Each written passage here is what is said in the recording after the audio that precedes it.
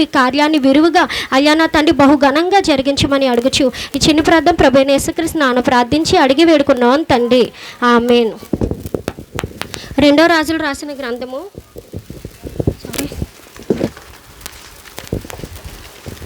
రెండో సమూయేలు 11వ అధ్యాయము మొదటి నుండి చదువుకుందాము. రెండో సమూయేలు రాసిన పత్రిక 11వ అధ్యాయము.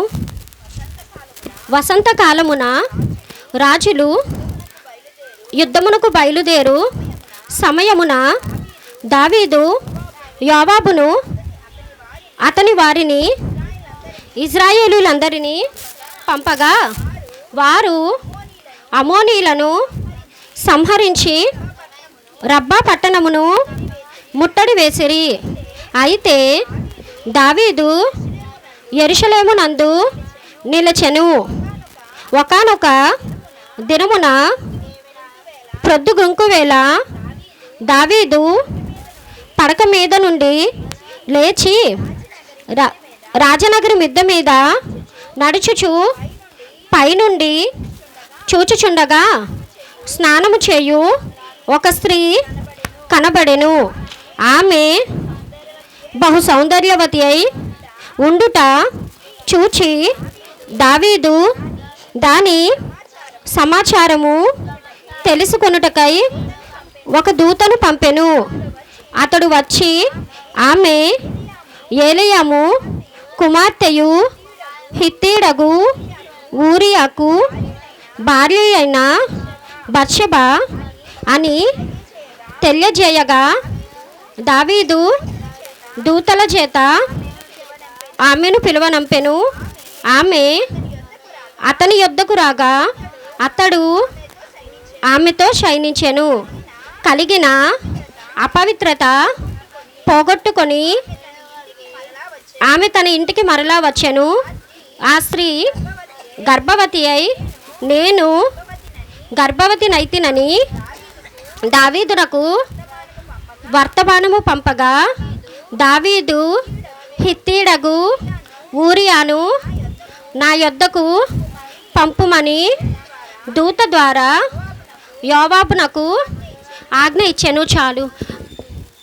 ఈ దినాన నేను దేవుని యొక్క గుణగణాల గురించి చెప్పాలనుకున్నాను. అంటే దేవుడు క్యారెక్టర్ గురించి చెప్పాలనుకున్నాడు. దేవుడు ఏమై ఉన్నాడో అందులో కొన్ని క్యారెక్టర్లు, అందులో కొన్ని గుణగణాలు ఈ దినాన మనం నేర్చుకోవాలని ఆశపడుతున్నాను. మరి ప్రార్థన చేసి ఎంతోసేపు కనిపెట్టుకొని దేవుని దగ్గర నుండి పొందుకున్న వాక్యము కనుక దేవుడు మాటలు ప్రతి ఒక్కరు కూడా శ్రద్ధతో వినాలని ఆశపడుతున్నాను. ఇది అందరికీ కూడా ఈ సందర్భము మనందరికీ కూడా తెలిసిన సందర్భమే. దావీదుని దేవుడు తన ఎంతో ఇష్టపడి ఎంచుకున్న ప్రజలకి రెండో రాజుగా దావీదును నియమించుకుని ఈ సందర్భం జరగక మునిపే దావీదుకు ఆల్రెడీ 6 భార్యలు ఉన్నారు. అయినప్పటికీ కూడా ఇక్కడ దావీదు ఏంటి అంటే ఈ లోకంలో ఏలుబడి చేసేవి 3 ఉంటాయి: శరీరాశ, నేత్రాశ, జీవపు డంబము. మరి ఇక్కడ దావీదు రెండిట్లకు కూడా పడిపోయినట్లుగా మనం చూడొచ్చు.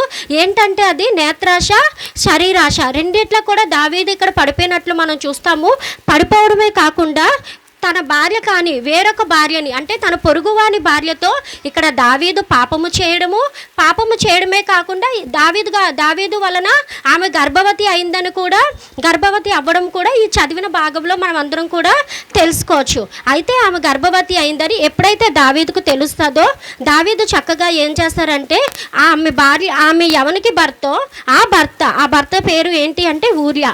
ఈ ఊరియాని పిలిచి మరి ఇంకా అడ్డుగా ఉన్న ఆ ఊరియాను తప్పించడం అన్నది కూడా ఈ సందర్భంలో జరుగుతుంది. దావీదు అక్కడ ఏం చేస్తారంటే అప్పటికి అక్కడ యుద్ధం జరుగుతుంది. అక్కడ యుద్ధం జరిగినప్పుడు ఎవరైతే సైన్యాధిపతి ఉంటారో ఆ సైన్యాధిపతికి ఒక లెటర్ రాయించి ముందు వరుసలో నించోబెట్టు. అలా ముందు వరుసలో ఉంటే ఎలాగో ముందు వరుసలో ఉన్న వాళ్ళు ఫస్ట్ వరుసలో యుద్ధంలో ఉన్న వాళ్ళు ఎలాగో చనిపోతారు కాబట్టి ఆ ఫస్ట్ వరుసలో నించోబెట్టని చెప్పినప్పుడు ఆ ఫస్ట్ వరుసలో నించోబెట్టినప్పుడు ఇక్కడ ఆ యుద్ధంలో ఊరియా చనిపోవడం అన్నది కూడా మనకి జరుగుతుంది. ఇక్కడ దావీదు ఒక పొరుగువాని పొరుగువారి భార్యను ఆశించడము, పొరుగువాని భార్యను ఆశించడమే కాకుండా ఆ పొరుగువాని భార్య వల్ల ఆ పొరుగువాని భార్య ఎప్పుడైతే గర్భవతి అయిందని తెలుసుకున్నారో అతన్ని చంపడం కూడా ఇక్కడ మనం చూస్తున్నాము. ఎప్పుడైతే అతను చనిపోతారో చనిపోయాక ఆమె ఆ భర్త గురించి ఇక్కడ బత్షెబ అనే ఆమె కొన్ని రోజులు రోదన చేయడం అన్నది కూడా మనకు కనబడుతుంది. 26వ వచనంలో తన భర్త గురించి కొన్ని దినాలు అంగలారుస్తుంది. అంగలార్చినప్పుడు ఇక్కడ దావీదు ఏమీ తెలియలేనట్టు చక్కగా వెళ్ళి ఆమెను ఓదార్చినట్టు ఆమెని తనకి ఇంకొక భార్యగా ఆల్రెడీ 6 భార్యలు ఉన్నారు. 6 భార్యలు ఉండడంతో పాటు 7వ భార్యగా ఇక్కడ బత్షెబను కూడా భార్యను చేసుకోవడం అనేది మనకు తెలుస్తుంది. ఇక్కడ వరకు అంతా కూడా రహస్యంగానే జరిగింది. దావీదు ఆ స్త్రీని మోహించడము, ఆ స్త్రీతో అక్కడ తప్పు చేయడమే కాకుండా తన తప్పును కప్పిపుచ్చుకుంటకు ఆ స్త్రీ భర్తను చంపడము, తర్వాత ఏమీ తెలియలేనట్టుగా ఆ స్త్రీని ఓదార్చుతున్నట్టు వెళ్ళి ఆ స్త్రీని వివాహం చేసుకున్నట్టు కూడా అంతా చాలా చక్కగా చాలా రహస్యంగా ఎవరికీ తెలియలేనట్టు దావీదు ఏ తప్పు కూడా చేయకుండా మొత్తం కూడా కవర్ చేసినట్టు మనకి కనబడుతుంది. కాకపోతే ఇక్కడ మనం తెలుసుకోవాల్సింది ఒక విషయం ఉంది. ఏంటి అనగా ఒకసారి చదువుకుందాము. మత్తయి రాసిన సువార్త 6వ అధ్యాయము, మత్తయి సువార్త 6వ అధ్యాయము దేవుడు మన జీవితంలో ఎలా ఉన్నారు అని అంటే 6వ అధ్యాయము 4వ వచనంలో మనం చూస్తే, అట్లయితే రహస్యమందు చూచు నీ తండ్రి నీకు ప్రతిఫలం ఇచ్చును. దేవుడు మన జీవితంలో ఎలా ఉన్నారంట? రహస్యమందు చూచు తండ్రిగా ఉన్నారు. ఆ రహస్యమందు చూచు తండ్రి మాత్రమే కాదు, ఏవైతే క్రియలు మనం చేస్తామో అవి మంచి క్రియలే కానీ చెడ్డ క్రియలే కానీ ప్రతి దానికి కూడా ప్రతిఫలం ఇచ్చే దేవుడుగా దేవుడు మన జీవితంలో ఉన్నారు. అదే సువార్త మత్తయి సువార్త 6వ అధ్యాయం 6వ మాట మళ్ళీ చివరి మాటలో ఉంటుంది, అప్పుడు రహస్యమందు చూచు నీ తండ్రి నీకు ప్రతిఫలం ఇచ్చును. మరి ఒక మారు కూడా ఆ మాట ఉంటుంది 6వ అధ్యాయం 18వ వచనంలో, అప్పుడు రహస్యమందు చూచు నీ తండ్రి నీకు ప్రతిఫలం ఇచ్చును. మన దేవుడు ఎటువంటి దేవుడు? చూచు దేవుడు. మనం బహిరంగంగా చేసిన కార్యాలే కానీ మనం రహస్యమందు చేసే కార్యాలు కానీ ఏ కార్యమైనా కూడా చూచుచున్న దేవుడుగా దేవుడు మన బ్రతుకులో ఉన్నారు. ఆ చూచుచుండవే కాదు, ఏదైతే మనం చేస్తామో దానికి ప్రతిగా మనము ప్రతిఫలం పొందుకుంటాము. మరి ఇక్కడ దావీదు గారు ఏం చేశారు? ఒక స్త్రీని మోహించడమే తప్పు. తన పొరుగువాని పదాజ్ఞలో రాసి ఉంటుంది, నీ పొరుగువాని దేనిని కూడా మనం ఆశించకూడదు. పొరుగువాని ఇల్లు అన్నది మనం పాడు చేయకూడదు. మన పక్క వాళ్ళ కుటుంబాన్ని మనం పాడు చేయకూడదు. ఎప్పుడంటే వాళ్ళ భార్యను ఆశిస్తామో దానివల్ల తన భర్త తన పిల్లలు అందరూ ఇంకా కుటుంబం మొత్తం కూడా డిస్టర్బ్ అయ్యే పరిస్థితి అంటూ వస్తుంది ఆ ఒక్క కార్యం వల్ల. మరి ఇక్కడ దావీదు తన కుటుంబం మొత్తాన్ని కూడా ఆమెను మోహించడమే కాకుండా తన భర్తను కూడా చంపించేసే పరిస్థితి వచ్చింది. కానీ ఇక్కడ దావీదు మర్చిపోయాడు. గొర్రెల దొడ్డిలో ఉన్న దావీదుని తీసుకొచ్చి తనెంతో ఇష్టపడిన తన ప్రజల మీద రాజుగా నియమించిన దావీదు చూచుచున్న దేవుడు ఉన్నాడని, నాకు ఈ స్థితి ఇచ్చిన దేవుడు ఉన్నాడని చెప్పి దావీదు మర్చిపోయినట్లుగా మనం చూస్తున్నాము. అయితే రహస్యమందు చూచు నీ తండ్రి నీకు ప్రతిఫలం ఇచ్చును. దేవుడు మన జీవితాల్లో ఎలా ఉన్నారు? మనం రహస్యంగా చేసిన ప్రతి కార్యము, మనం బహిరంగ చేసిన ప్రతి కార్యాన్ని కూడా చూచే దేవుడుగా దేవుడు మన జీవితంలో ఉన్నారు. మరి దావీదు అక్కడి వరకు మొత్తం కూడా చాలా మంచిగా ప్లాన్ చేశారు. ఎవ్వరూ చూడకుండానట్లు అతన్ని చంపడమే కాకుండా ఆమెను భార్యగా చేసుకున్నారు. ఇంకా నన్ను ఎవ్వరూ కూడా అడిగే వాళ్ళు లేరనుకున్నారు. కానీ అడిగే దేవుడు అంటూ ఉన్నాడు. దీనుల పక్షాన, దరిద్రుల పక్షాన, దిక్కులేని వారి పక్షాన అడిగే దేవుడు అంటూ ఉన్నాడు. 12వ అధ్యాయం చూసుకుంటే 2 సమూయేలు రాసిన పత్రిక 12వ అధ్యాయం మనం చూసుకుంటే 1 నుండి 6 వచనాలు చదువుకుందాము. కావున యెహోవా నాతానును దావీదు నొద్దకు పంపెను.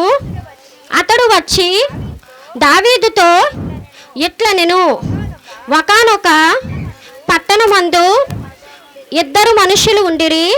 ఒకడు ఐశ్వర్యవంతుడు, ఒకడు దరిద్రుడు.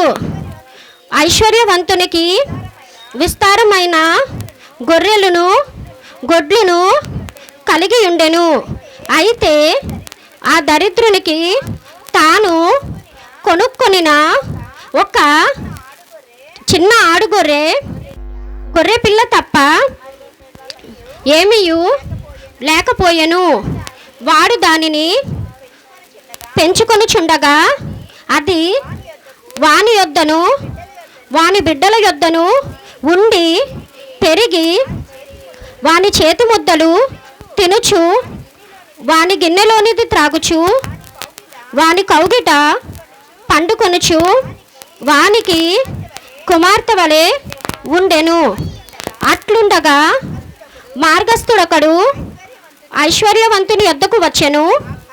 అతడు తన యొద్దకు వచ్చిన మార్గస్థునికి ఆయత్తము చేయుటకు తన గొర్రెలలో కానీ గొడ్డలలో కానీ దేనిని ముట్టనొల్లక ఆ దరిద్రుని గొర్రెపిల్లను పట్టుకొని తన యొద్దకు వచ్చిన వానికి ఆయత్తము చేసెను.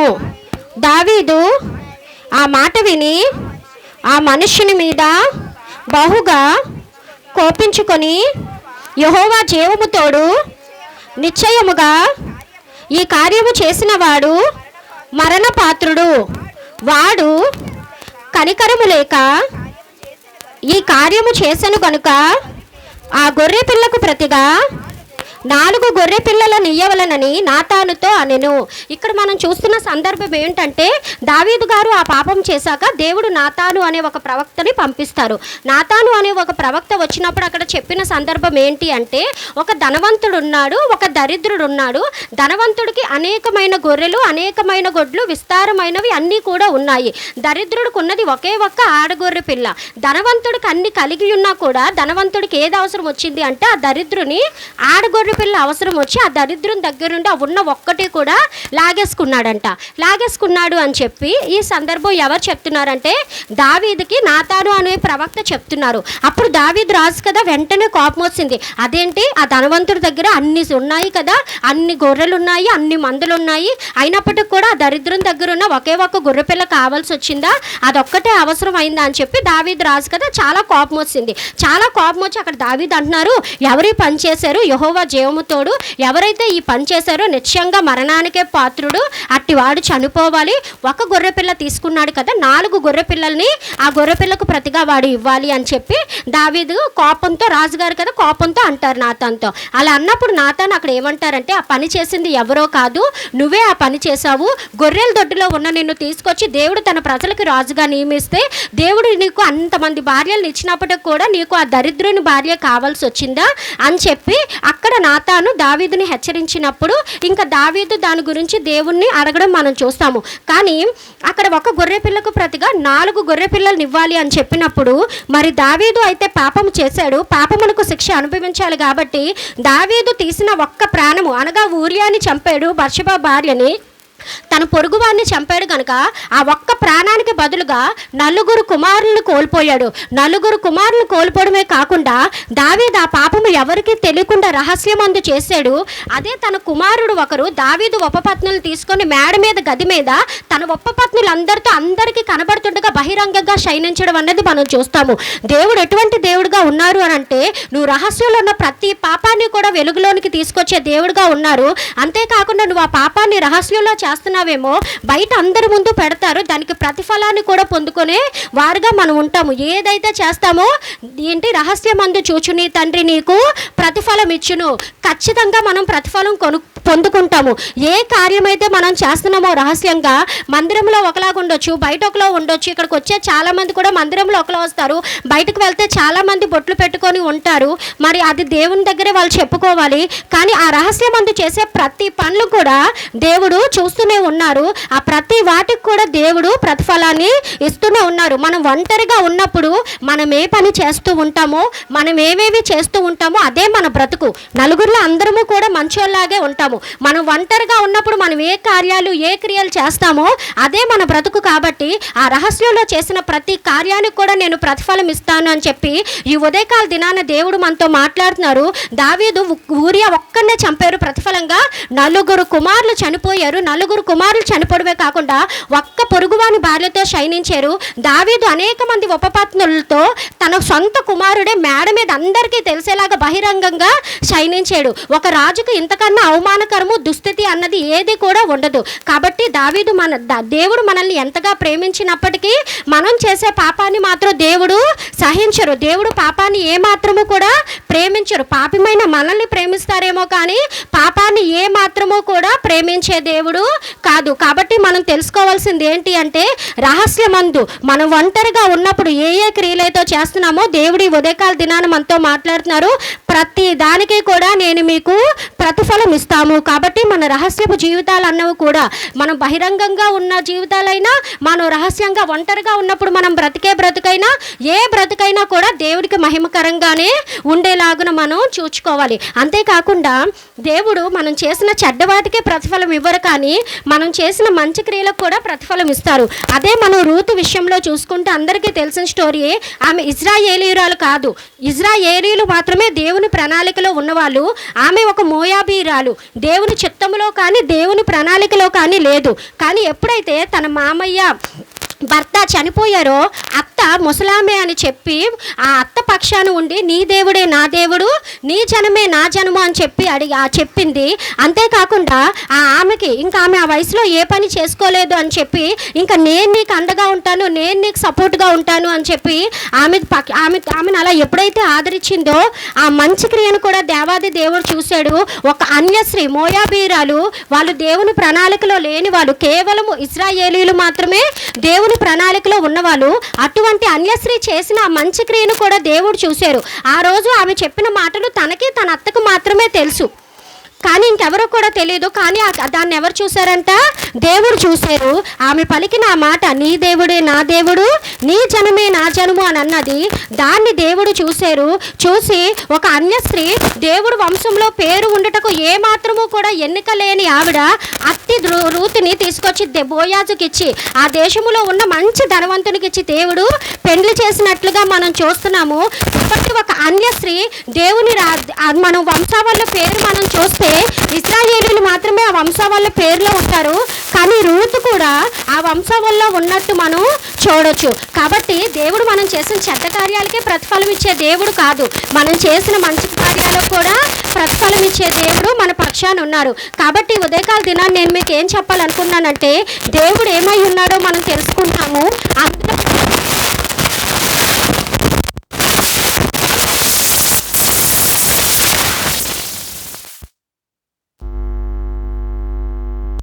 అందులో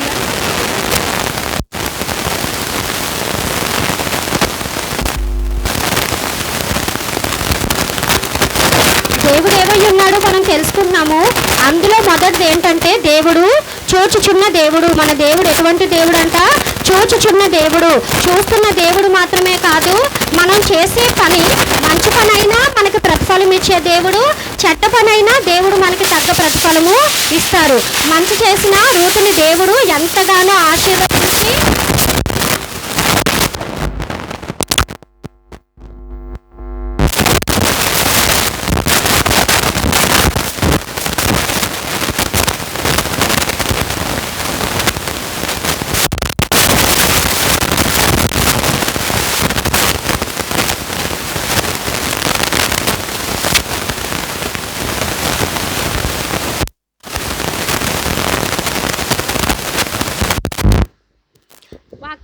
వాక్యం మీద అందరూ దృష్టి మరి మంచి పని చేసిన రూతుకి దేవుడు ఎంతగానో తన ప్రతిఫలాన్ని అనుగ్రహించిన దేవుడు. ఒక అన్యశ్రీ దేవుని వంశావల్లో పేరుని చేర్చుకునే అంతగా దేవుడు ఆశీర్వదించారు. ఎంతోమంది ఇశ్రాయేలీయులు ఉన్నారు, అయినప్పటికీ కూడా దేవుడు తన ప్రణాళికలో చేర్చుకొని దేవుడు వంశావల్లోనే పేరు ఉండేలా దేవుడు చూశారు. అట్టి విధంగానే మరి పాపము చేసిన దావీదుకు కూడా దేవుడు ప్రతిఫలాన్ని అనుగ్రహించారు.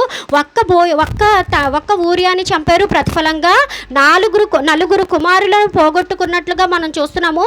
అంతేకాకుండా సొంత కుమారుడి నుండే ప్రాణ భయంతో తప్పించుకొని పారిపోవుటకు ఎంతగానో దావీదు శ్రమ పడినట్లుగా, కష్టపడినట్లుగా మనం చూస్తున్నాము. కాబట్టి ఈ ఉదయకాల దినాన్ని మనం నేర్చుకుంది ఏంటంటే, దేవుడు చూచుచున్న దేవుడు. మనం మంచి కార్యం చేసినప్పటికీ, చెడ్డ కార్యం చేసినప్పటికీ, ఏ కార్యం అయినప్పటికీ కూడా దేవుడు మనల్ని చూస్తున్నారు. చూడటమే కాకుండా మనం ఏదైతే చేస్తున్నామో దానికి తగ్గ ప్రతిఫలం అనేది ఖచ్చితంగా మనము పొందుకుంటాము. ఒక్కసారి హెబ్రీలకు రాసిన పత్రిక చూసుకుందాము. హెబ్రీలకు రాసిన పత్రిక 12వ అధ్యాయము 16వ వచనం చదువుకుందాము. హెబ్రీలకు రాసిన పత్రిక, ఒక్క పూట కూటి కొరకు తన జ్యేష్ఠత్వపు హక్కును అమ్మివేసిన ఏసావు వంటి భ్రష్టుడైనను వ్యభిచారి అయినను ఉండునేమో అనియు జాగ్రత్తగా చూచుకొనుడి. ఏసావు ఆ తరువాత ఆశీర్వాదం పొందగోరి కన్నీళ్లు విడుచుచు దానికోసరము శ్రద్ధతో వెతికినను మారు మనస్సు పొందని అవకాశము దొరకక విసర్జింపబడనని మీరెరుగుదురు. అందరికీ కూడా ఏసావు యాకోబు స్టోరీ తెలిసిందే.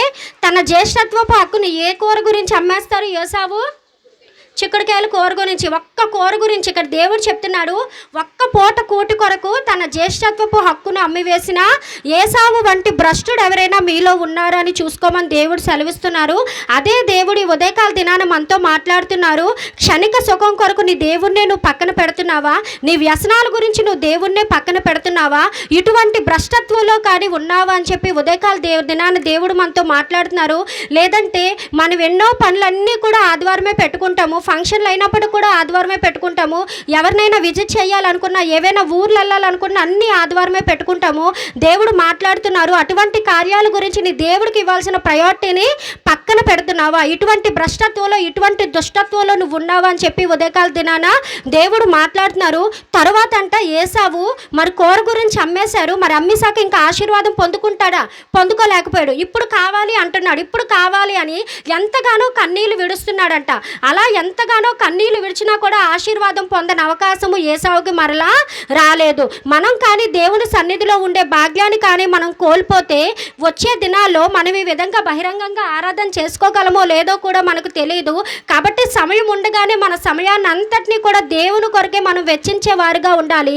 తర్వాత దేవుని సన్నిధి గురించి, దేవుని వాక్యం గురించి మనం వెతికినా కూడా అది దొరికే పరిస్థితి ఉంటుందో లేదో మనకు తెలియదు. కనుక సమయం ఉండగానే మనం దేవుని వైపు, దేవునికే మనం మొదటి ప్రాధాన్యత ఇచ్చేవారుగా మనం చూడాలి. మరి దేవుడు మనతో మాట్లాడుతున్నారు. ఒక్క పూట కూటి కొరకు లేదా ఏదైనా వ్యసనం కొరకు కానీ, లేకపోతే క్షణిక సుఖం కొరకు కానీ నీ దేవుణ్ణి నువ్వు విడిచిపెట్టి భ్రష్టత్వంలో ఉన్నావా అని చెప్పి దేవుడు మాట్లాడుతున్నారు. అట్టి భ్రష్టత్వంలో ఉంటే మరి బాప్టిజం తీసుకున్నంత మాత్రాన, రక్షణ పొందుకున్నంత మాత్రాన ప్రతి ఒక్కరూ కూడా పరలోక రాజ్యంలో చేరలేరు. ఎందుకనగా దేవుని వాక్యం సెలవిస్తుంది, ప్రభువా ప్రభువా అని నన్ను పిలుచు ప్రతి వాడు కూడా రాలేడు, దేవుని రాజ్యంలో చేరలేరు. రక్షణ తీసుకున్నంత మాత్రాన మాత్రం దేవుని రాజ్యంలో చేరలేము. కానీ నువ్వు పొందుకున్న రక్షణని మరణము వరకు కాపాడుకున్నప్పుడు మాత్రమే దేవుని రాజ్యంలో మనం చేరగలం. కనుక మనం పొందుకున్న రక్షణని చాలా జాగ్రత్తగా మనం చూసుకోవాలి. కాబట్టి ఇట్టి సుఖాల గురించి, మనకున్న ఆ రక్షణ భాగ్యాన్ని విడిచిపెట్టే భ్రష్టత్వంలో ఏ దినాన కూడా మనం ఉండకూడదు. కాబట్టి ఉదయకాల దినాన్ని దేవుడు మనతో ఏం మాట్లాడుతున్నారు అంటే, చూచుచున్న దేవుడుగా మన జీవితంలో ఉన్నారు. ఎట్లనగా మనం దావీదు జీవితంలో చూసాము. మరి నరహత్య చేశాడు. ఫలితంగా 4 కుమారుల్ని కోల్పోయాడు. రూతు తన అత్తకు మేలు చేసింది. ఫలితంగా దేవుడు అనేకమైన మేలులతో ఆశీర్వదించారు. ఒక ధనవంతునిచ్చి పెళ్లి చేశారు. అంతేకాకుండా దేవుడు వంశములోనే తన పేరు సంపాదించుకునే వ్యక్తిగా రూతు ఉండడం అన్నది చూస్తున్నాము. అట్టి విధంగానే ఇక్కడ ఏసావు యాకోబుని చూస్తే ఒక పూట కూటి కొరకు ఆ దినాన్ని అమ్మేశాడు. ఇప్పుడు కావాలి అని అంటున్నాడు. మరి అమ్మేశాడు, కార్యం చేశాడు. దానికి ప్రతిఫలంగా ఏం పొందాడు? దీవెనలు అన్నవి కోల్పోయాడు. ఇప్పుడు దీవెనలు కావాలి అంటే ఆ దీవెన మాత్రం ఎన్నటికీ కూడా రాదని చెప్పి దేవుడు సెలవిస్తున్నాడు. కాబట్టి మనం చేసే ప్రతి పని చూసే దేవుడు ఉన్నాడు. క్రైస్తవులుగా మనం ఏ కార్యం చేసినప్పటికీ కూడా అది మనం ఎప్పుడు కూడా ఎరిగి ఉండి, మనం చేసే మంచి పని అయినప్పటికీ, మనం చేసే చెడు కార్యం అయినప్పటికీ చూచే దేవుడు ఉన్నాడు. చూచే దేవుడు మనం తన బిడ్డలమైనప్పటికీ కూడా ఆ దాన్ని బట్టి మనకు ప్రతిమలు ఇస్తారు. మనం మంచి చేసినప్పుడు మంచినే కోస్తాము, చెడును విత్తితే ఖచ్చితంగా చెడునే కోస్తాము. కనుక ఇది మనం ఎరిగి ఉండాలి. దేవుడు మన జీవితంలో ఎటువంటి దేవుడుగా ఉన్నారు? చూచే దేవుడుగా ఉన్నారు. అది మనం ఏ క్రియ అయితే చేస్తున్నామో, మంచి క్రియ అయితే దేవుడు మనకి మంచినే బహుమతిగా ఇస్తారు.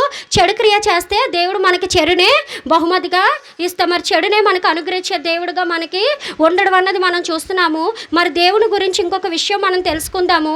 ప్రసంగి గ్రంథము 2వ అధ్యాయము 25వ వచనం చదువుకుందాము. ప్రసంగి గ్రంథము 2వ అధ్యాయము 25వ వచనం చదువుకుందాము. ఆయన సెలవు లేక భోజనము చేసి సంతోషించుట ఎవరికి సాధ్యము? అంటే ఇక్కడ భక్తుడు ఏం మాట్లాడుతున్నారు? నా దగ్గర ఆహారం ఉంది, నా దగ్గర కావలసిన ధనం ఉంది, నేను కొనుక్కోగలిగే స్థితి ఉంది, కానీ దేవుడే కానీ నాకు తిను అని సెలవివ్వకపోతే నేను ఆహారము తినలేను. దేవుడే కానీ నాకు ఆ మాట చెప్పకపోతే నా ముందున్న ఆహారాన్నైనా నోట్లో పెట్టుకుంటకు నాకు అధికారము లేదు అని చెప్పి ఇక్కడ భక్తుడు సెలవిస్తున్నాడు. దాన్ని మనము చూసుకుంటే లూకాసు వార్త 12వ అధ్యాయము 16 నుండి 20 వరకు చదువుదాము. మరియు ఆయన వారితో ఈ ఉపమానము చెప్పెను. ఒక ధనవంతుని భూమి సమృద్ధిగా పండెను. అప్పుడు అతడు, నా పంట సమకూర్చుకొనుటకు నాకు స్థలము చాలదు గనుక నేనేమి చేతునని తనలో తాను ఆలోచించుకొని, నేను ఇలాగు చేతును, నా కొట్లు విప్పి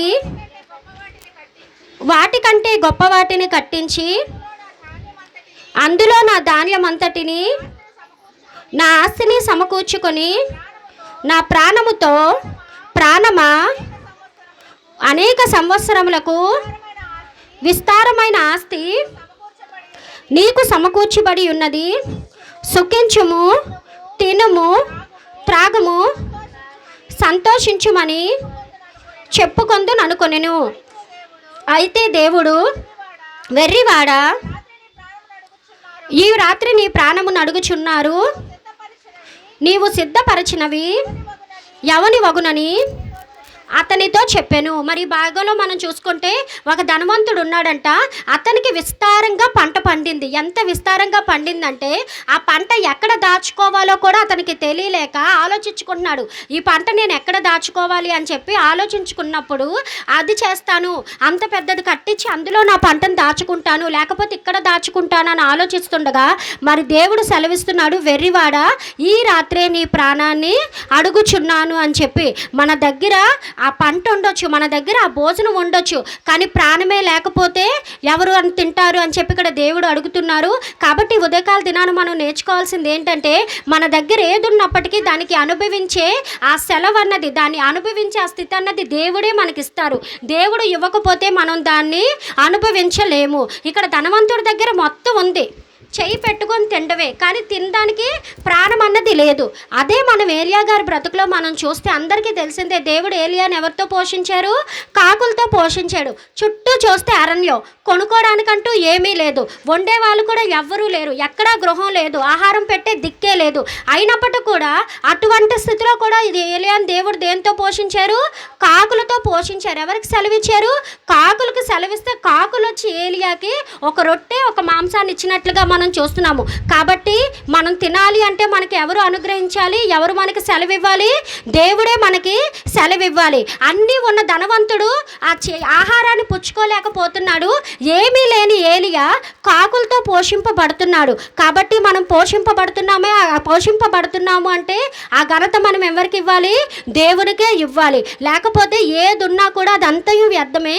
నేను డైరెక్ట్గా చూసింది, నేను ఇంతకుముందు సెయింట్ జోసెఫ్ కాలేజ్లో పనిచేసినప్పుడు ఒక ఆవిడ ఉండేది. వాళ్ళ ఆయన గవర్నమెంట్ జాబు, ఈమెకి గవర్నమెంట్ జాబు. ఈమెకో 3 లక్షలు, అతనికో 4 నుండి 5 లక్షలు వస్తాయి. పిల్లలిద్దరూ కూడా అమెరికాలో సెటిల్ అయిపోయారు. అప్పుడు మేము పనిచేస్తున్నప్పుడు ఏంటంటే ఆ మేడంకి నోరు మంట వచ్చేసింది, ఏం తిన్నా కూడా మంట వచ్చేసింది. కాబట్టి కారం అది తక్కువ వేసుకొని అన్నం తిన్నాక స్వీట్ అది తినేది. తర్వాత తెలిసింది ఏంటంటే ఆ మేడంకి నోట్ క్యాన్సర్ ఉందంట. నోట్లో క్యాన్సర్ ఉండడం వల్ల ఏమైంది అని అంటే ఇంకా తర్వాత ఫైనల్ స్టేజ్కి వచ్చాక ఆమెకు తెలిసింది అది నోటి క్యాన్సరు, ఏమీ కాదు అని చెప్పి. తెలుసుకున్నాక ఆపరేషన్ అంతా చేశారు, బతికేరు. ఫైనల్ స్టేజ్లో బతకడం వల్ల చాలా కష్టం, బతికేరు. కానీ గొంతు క్యాన్సర్ కదా, ఇక్కడ ఏమైందంటే ఈ మొత్తం కూడా ఆపరేషన్ చేసినప్పటికి ఇదంతా కూడా పాడైపోయింది. అది పాడైపోయింది కనుక ఇప్పుడు ఆమె ఆహారం ఏది పుచ్చుకోలేదు. ఓన్లీ ఒక అన్నం తినాలనుకున్న దాన్ని ఎలా చేయాలి అంటే మిక్సీలో చేసుకొని వాటర్ కలుపుకొని జావలా తాగాలంట. అంత డబ్బు ఉంది, 3 లక్షలు సంపాదిస్తుంది నెలకి. వాళ్ళ ఆయన ఒక 5 లక్షల్లా సంపాదిస్తున్నారు, కొడుకులు అమెరికాలో సంపాదిస్తున్నారు. కానీ ఏం ప్రయోజనం? ఉన్న ఒక ఆహారాన్ని కూడా నోట్లో తీసుకొని పెట్టే పరిస్థితి అంటూ లేదు. కాబట్టి ఈ దినాన మనం ఒక ముద్ద మన నోట్లోకి వెళ్తుంది అంటే, కాబట్టి మనం అందరం కూడా ఆ ముద్ద నోట్లోకి పెట్టే ముందు దేవునికి మహిమ చెల్లించి, తండ్రి ఈ ముద్ద నా ముందున్నా కూడా నా నోట్లోకి వెళ్తుంది అంటే అది నీ కృపే తండ్రి అని చెప్పి దేవునికి మహిమ చెల్లించి ఆహారం పుచ్చుకునే వారిగా మనం అందరం ఉండాలి. కాబట్టి దీన్ని బట్టి మనం నేర్చుకున్నది ఏంటంటే, మనల్ని పోషించే దేవుడు ఆయన మాత్రమే. ఆయన సెలవు ఉంది కాబట్టి మన ముందు ఉన్న ఆ ముద్ద అన్నది మన నోట్లోకి వెళ్తుంది. కాబట్టి దేవుడు మన జీవితంలో ఎలా ఉన్నారు? సమయానికి పోషిస్తున్నారు. ఫర్ ఎగ్జాంపుల్ మన దగ్గర మధ్యాహ్నం ఉండి రాత్రి లేనప్పటికి కూడా మనం విశ్వాసంతో ప్రార్థన చేస్తే ఎన్నోసార్లు దేవుడు మనల్ని ఆ స్థితిలో కూడా మనల్ని పోషించి శ్రేష్టమైన ఆహారంతో దేవుడు మనల్ని పోషించి మన శరీరానికి కావాల్సిన బలాన్ని దేవుడు మనకి ఎన్నో మార్లు అనుగ్రహించారు. కాబట్టి దేవుడు మన జీవితంలో ఎలా ఉన్నారు?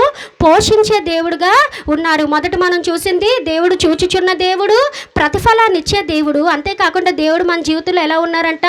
పోషించే దేవుడుగా ఉన్నారు. కాబట్టి మనం ముద్ద పెట్టుకునేటప్పుడు మనం ఎప్పుడు కూడా దేవుని మనం మర్చిపోకూడదు. ఈ దినాన ముద్ద మన నోట్లోకి వెళ్తుందంటే ఆ దేవుని కృపే. ఆయన సెలవు లేకపోతే మన దగ్గర ఎంత డబ్బున్నా మనం కొనుక్కొని ఆ ముద్దనంటూ మన నోట్లో పెట్టుకోలేము. అనేక మందిని మనం చూస్తూ కూడా ఉన్నాం అటువంటి వారిని.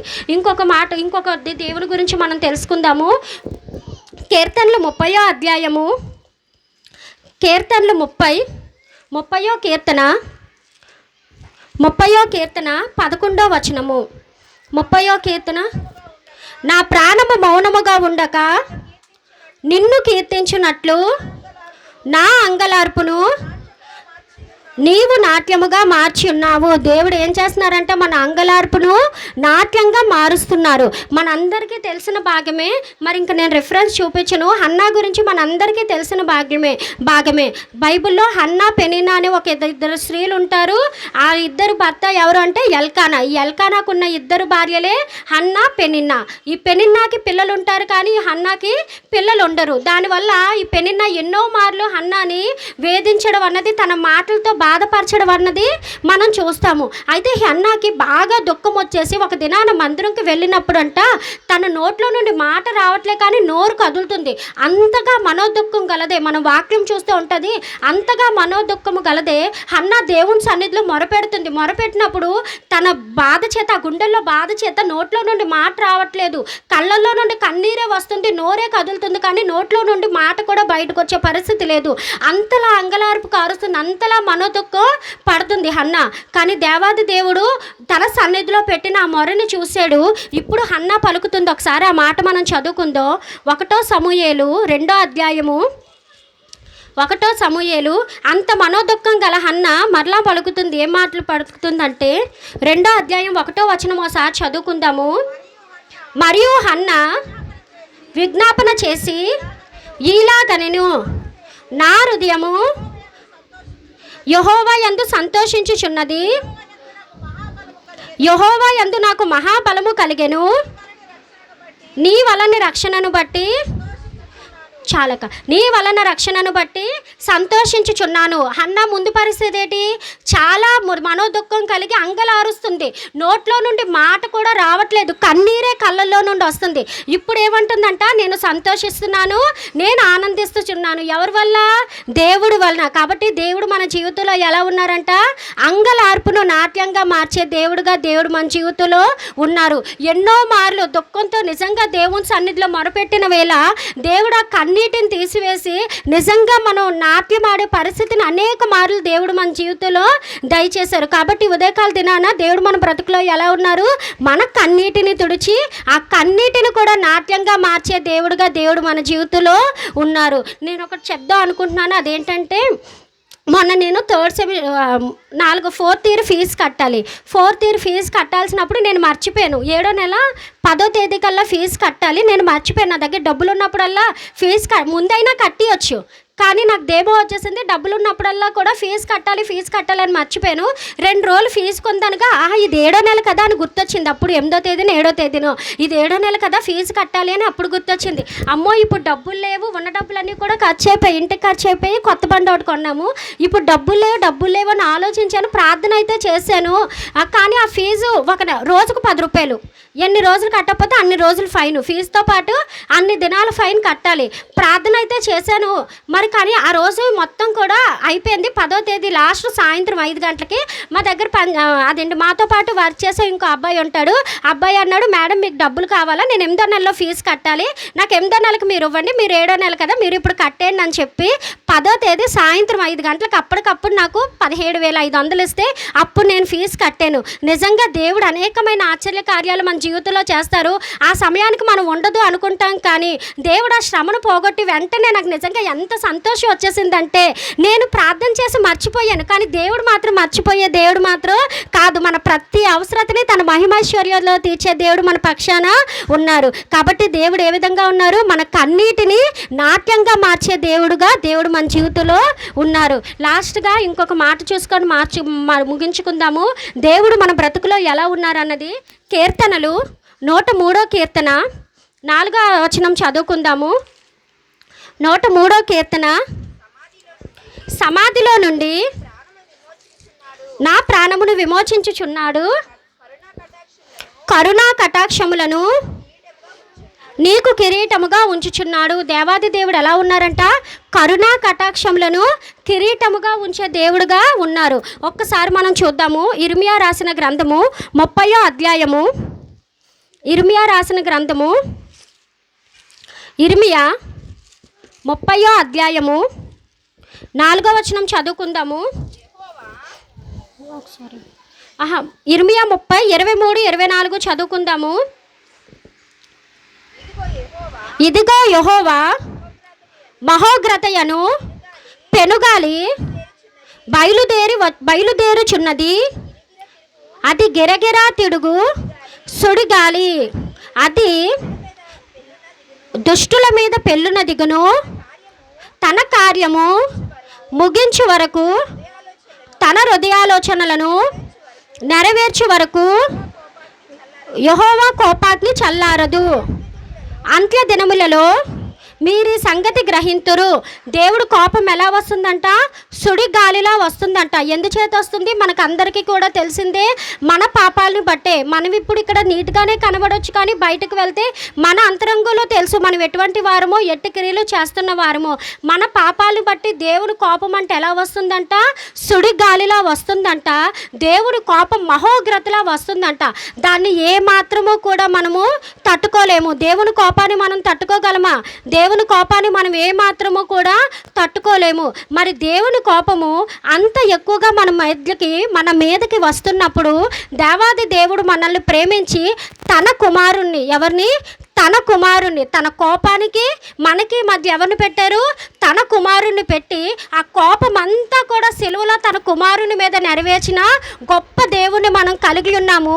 మనకి కరుణా కటాక్షాలని కిరీటంగా ఇవ్వడానికి తన కుమారునికి ముళ్ళ కిరీటాన్ని ధరించిన దేవుడు మన పక్షాన ఉన్నారు. ఈ లోకంలో మనం ఆ ప్రేమను ఎక్కడా కూడా పొందుకోలేము.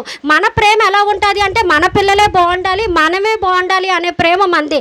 కానీ దేవాది దేవుని ప్రేమ ఏంటి అంటే, మనం కరుణా కటాక్షాలని, మనం దేవుని రాజ్యాన్ని స్వతంత్రించుకోవడానికి, మనకి దేవుడు అన్నీ కూడా ఇవ్వడానికి, మన పాపాలకి దేవుని శిక్షకి, దేవుని ఆ కోపానికి మధ్యలో ఎవరు నుంచారంటే యేసుక్రీస్తు నుంచి. మన పాపాలకు కానీ మనం పొందవలసిన శిక్ష, మన మీదకి రావాల్సిన కోపాన్ని అంతా కూడా దేవుడు సిలువలో యేసుక్రీస్తు మీద చూపించినట్లుగా మనం చూస్తున్నాము. దేవాది దేవుడు తన ముళ్ళ కిరీటాన్ని, దేవాది దేవుడు తన కుమారుని కుమారునికి ముళ్ళ కిరీటాన్ని దయచేసి ధరింపజేసి మనకే కిరీటాన్ని ఇచ్చారంట, కరుణని, కటాక్షాన్ని. ఇంతకన్నా గొప్ప దేవుని మనం ఎక్కడైనా కనుగొనగలమా? ఎక్కడ కూడా ఇటు గొప్ప దేవుని మనం కనుగొనలేము. అట్టి గొప్ప దేవుడుగా దేవుడు మన జీవితంలో ఉన్నారు. కాబట్టి మనం ఈ దినాన్ని ఏమేమి నేర్చుకున్నాము? దేవుడు చూచుచున్న దేవుడుగా మన జీవితంలో ఉన్నారు. చూచే దేవుడే కాదు, మనం చేసిన క్రియ మంచిదైనా సరే చెడ్డదైనా సరే దానికి ప్రతిఫలం ఇచ్చే దేవుడుగా ఉన్నారు. అంతేకాకుండా మనల్ని దేవుడు సమయానికి పోషిస్తున్నారు. అంతేకాకుండా మన శ్రమలో మన అంగలార్పును దేవుడు నాట్యంగా మారుస్తున్నారు. అంతేకాకుండా తాను ముళ్ళ కిరీటాన్ని తన కుమారునికి దయచేసి మనకి కరుణా కటాక్షాలని కిరీటంగా ఇచ్చిన గొప్ప దేవాది దేవుడు మన బ్రతుకులో ఉన్నారు. కాబట్టి ఉదయకాల దినాన మనం అందరం కూడా విన్న ఈ వాక్యాన్ని బట్టి ప్రతి ఒక్కరం కూడా ప్రార్థన చేసుకుందాము. మరి దీని ద్వారా మనం నేర్చుకోవాల్సిన ఆత్మీయ పాఠం ఏంటంటే, దేవుడు సెలవిస్తున్నారు. దేవుడు దావీదుతో చెప్తున్నాడు, గొర్రెల దొడ్డిలో ఉన్న నిన్ను తీసుకొని నా జనుల మీద రాజుగా నియమించేది కదయ్యా. మరి అదే విధంగా మన స్థితి ఏంటో మనకు తెలుసు. ఇంతకు ముందు మన స్థితి ఏంటో మనకు తెలుసు. నా స్థితి ఏంటో నాకు తెలుసు. మీ స్థితి ఏంటో మీకు తెలుసు. అట్టి దేన స్థితిలో అట్టి పెంట కుప్పల మీద ఉన్న మనల్ని ఈ విధంగా దేవుడి దినాన్ని ఈ విధంగా ఉంచారు అంటే, సమయానికి మనం తినగలుగుతున్నాము అంటే, క్షేమంగా ఉండగలుగుచున్నాము అంటే, మన కాళ్ళ మీద మనం బతుకుచున్నాము అంటే, సరైన పనిపాట్లు కలిగి ఉండగలుగుచున్నాము అంటే, సరైన ఆరోగ్యం కలిగి ఉండగలుగుచున్నామంటే మన మునుపు స్థితి ఏంటో మనకు తెలుసు. అట్టి మునుపు స్థితిలో నుండి దేవుడు మనల్ని దినాన్ని ఇట్టి స్థితిలో ఉంచారు. మరి దేవుడు అడుగుతున్నారు, నీ స్థితిని నేను మార్చాను, నిన్ను సమయానికి నేను పోషిస్తున్నాను, శ్రమ అని వేళ నీ కన్నీటిని నేను తుడుస్తున్నాను, నీ కన్నీటిని కూడా తీసివేసేసి నేను నాట్యంగా మారుస్తున్నాను. అంతేకాకుండా నీ మీదకి రావాల్సిన శిక్షను కూడా నా కుమారుని మీద వేశాను. మరి ప్రతిఫలంగా ఇంకనూ కూడా పాపంలోనే ఉంటావా అని చెప్పి దేవుడు మనల్ని అడుగుతున్నారు. లాస్ట్గా మనం ఒక్క వచనం చూసి ముగించుకుందాము. యెహెజ్కేలు 18వ అధ్యాయము, యెహెజ్కేలు 18వ అధ్యాయము 23వ వచనము. యెహెజ్కేలు 18వ అధ్యాయము 23వ వచనము. దుష్టులు మరణము నొందుట చేత నాకేమాత్రమైన సంతోషము కలుగునా? వారు తమ ప్రవర్తనను దిద్దుకొని బ్రతుకుటయే నాకు సంతోషము. ఇదే ప్రభువు యెహోవా వాక్కు. ఇంత చెడ్డవారం అయినప్పటికీ కూడా దేవుడు ఎందుకు తన దేవుని శిక్షను మనం ఎందుకు పోగొట్టుకోలేకపోతున్నామంటే, దేవుడు ఏమని చెప్తున్నారు, మీరు అలాగే చచ్చిపోతే నాకు ఏమాత్రమో కూడా ఇష్టం లేదు. మీరు సరిదిద్దుకొని మీ ప్రవర్తన బాగుపడి మీరు చనిపోతే, మన ప్రవర్తన మారి మనం చనిపోతే ఎక్కడికి వెళ్తాం? పరలోకానికి వెళ్తాం. అదే ప్రవర్తనతో మనం చనిపోతే ఎక్కడికి వెళ్తాం? నరకానికి వెళ్తాం. కానీ దేవుడు ఉద్దేశం ఏంటి? మనందరినీ కూడా పరలోకానికి చేర్చాలన్నదే దేవుడి ఉద్దేశం. కనుక మనం అనుకోవచ్చు, మరి నేను ఎన్ని క్రియలు చేసేస్తున్నాను, శిక్ష ఉంటుంది అంటారు, ప్రతిఫలం ఉంటుంది అంటారు, అది ఉంటారు అంటారు, ఇది ఉంటుంది అంటారు, ఏది ఉండదని. కానీ దేవాది దేవుడు తన దీర్ఘశాంతం చేత కావాలనే లేట్ చేస్తున్నారు. ఎందుకంటే మనము అదే పాపంతో నరకంలో పడిపోవడం దేవునికి ఏమాత్రమో కూడా ఇష్టం లేదు. దేవాది దేవుడు ఉదయకాల దినాన్ని సెలవిస్తున్నారు, మీరు మీ పాపాలను సరిదిద్దుకొని ఉండుటయే నాకు సంతోషము. ఎందుకంటే ఎప్పుడైతే మనం సరిదిద్దుకుంటామో దేవుడు మన కొరకు ఇచ్చిన ఆ నిత్య రాజ్యాన్ని స్వతంత్రించుకుంటాం. కనుక దేవాది దేవుడు మనతో మాట్లాడుతున్నారు, మరి ఇన్ని విధంగా నిన్ను పోషిస్తున్నాను, ఇలా నిన్ను ఆదరిస్తున్నాను, నీ శ్రమను నేను తీసివేస్తున్నాను, ఈ విధంగా నీకు రావాల్సిన పాపాన్ని అంతటి కూడా నేను తీసివేశాను, ఇక్కడ నువ్వు పాపపు స్థితిలోనే ఉంటావు అని చెప్పి దేవుడి ఉదయకాల దినాన మరి మాట్లాడుతున్నారు. కాబట్టి మనలో ఏవైనా దేవుడికి నచ్చని క్రియలు ఉంటే వాటిని మనం ఎప్పుడైతే దిద్దుకుంటామో దేవుడు ఏమంటున్నారు, అప్పుడే నేను సంతోషపడతాను. ఆ పాప క్రియలో ఉంటే ఏ మాత్రమో కూడా నేను సంతోషపడను, కానీ ఆ పాప క్రియను విడిచిపెడితే నేను సంతోషపడతానని దేవుడు సెలవిస్తున్నారు. కాబట్టి అట్టి క్రియలు ఏవైనా మనలో ఉన్నాయా అని చెప్పి ఉదయకాల దినాన మనం సరి చేసుకోవాల్సిన అవసరం ఎంతైనా ఉంది. కళ్ళు మూసుకొని కొంతసేపు విన్న వాక్యాన్ని బట్టి ప్రార్థనలో గడుపుదాము. ఇందాక పాడిన పాటే మరి ఒక మారు పాడుకొని తండ్రి క్షమించు అని చెప్పి ప్రతి ఒక్కరము కూడా దేవుడిని అడుగుదాము. కళ్ళు మూసుకొని వాక్యం ద్వారా ఈ దినాన దేవుడు నాతో మాట్లాడారు అని అనువాళ్ళు ప్రతి ఒక్కరూ కూడా వాక్యాన్ని బట్టి దేవునికి మహిమ చెల్లించి, మన బ్రతుకులో దేవునికి నచ్చని ఏదైనా క్రియ ఉంటే అది దేవుని పాదాల చెంత మనం మొరపెట్టి విడిచిపెట్టాల్సిన అవసరం ఎంతైనా ఉంది. కాబట్టి మనం అట్టివారుగా ఉండాలని దేవుడు ఆశపడుతున్నారు. ఎప్పుడైతే అట్టివారుగా ఉంటామో దేవుడు మనల్ని చూసి సంతోషిస్తారు. కాబట్టి ఒక్కసారి అదే పాట పాడుకొని దేవుని మహిమ పరుద్దాము. దేవుడు మనతో మాట్లాడుతున్నారు. ఎంతకాలము దేవుని విడచి తిరుగుచుందువు, ఎంతకాలము దేవుడు లేక బ్రతుకుచుందువు, ఎంతకాలము దేవుని మాటను ఎదిరించెదవు, ఎంతకాలము దేవుని నీవు దుఃఖపరతువు, యేసయ్యా నీ పాపము కొరకు ప్రాణము పెట్టెను, యేసయ్యా నిన్ను రక్షించి పరమున చేర్చెను, యేసయ్యా నీ పాపము కొరకు ప్రాణము పెట్టెను, యేసయ్యా నిన్ను రక్షించి పరమున చేర్చును. ఓ మానవా నీ పాపం మానవా, యేసయ్య చెంత చేరి నీ బ్రతుకు మార్చవా. దేవుడి ఉదయకాల దినాన మనతో మాట్లాడుతున్నారు. ఇంకెంతకాలము ఈ విధంగా ఉంటామా అని చెప్పి. మరి మనకు అందరికీ తెలుసు రాకడ దినం వస్తుంది కనుక మనలో దేవుడికి నచ్చని ఏవైనా క్రియలుంటే వాటన్నిటిని విడిచిపెట్టి దేవుని వైపు తిరుగుతాము. ఎప్పుడైతే విడిచిపెడతామో, ఎప్పుడైతే సరిదిద్దుకుంటామో, దేవుడు తన వాక్యం ద్వారా మనతో మాట్లాడారు. అప్పుడే నేను నిన్ను బట్టి సంతోషిస్తానని. దేవుణ్ణి సంతోషించడమే మన భాగ్యం, సంతోష పెట్టడమే మన భాగ్యంగా మనం ఎంచుకుంటాము. తండ్రి నన్ను క్షమించు అని అడుగుతాము. అవును తండ్రి, నాలో అబద్ధం ఉందయ్యా, అయ్యా నాలో పాపం ఉంది నా తండ్రి ప్రభా, అయ్యా నాలో నేరం ఉంది నా తండ్రి ప్రభా, నాలో అసూయ ఉంది నా తండ్రి నాయన, అయ్యా నాలో కలహం ఉంది తండ్రి నాయన అని చెప్పి మనలో ఏదైతే దేవునికి వ్యతిరేకమైన ప్రతి క్రియ ఉందో ఆ ప్రతి క్రియను కూడా దేవుని పాదాల చెంత పెట్టి విడిచిపెడదాము. దేవుడి ఉదయకాల దినాన్ని మనతో మాట్లాడుతున్నారు. నిన్ను ఈ విధంగా నేను పోషిస్తున్నానే, ఈ విధంగా నీ శ్రమను నేను తీసివేస్తున్నానే, ఈ విధంగా నీ కన్నీటిని నేను నాట్యంగా మారుస్తున్నానే, ఈ విధంగా నీ పాపం కొరకు నా కుమారుణ్ణి అర్పించానే, ఈ విధంగా నీ పాపం కొరకు నా కుమారునికి ముళ్ళ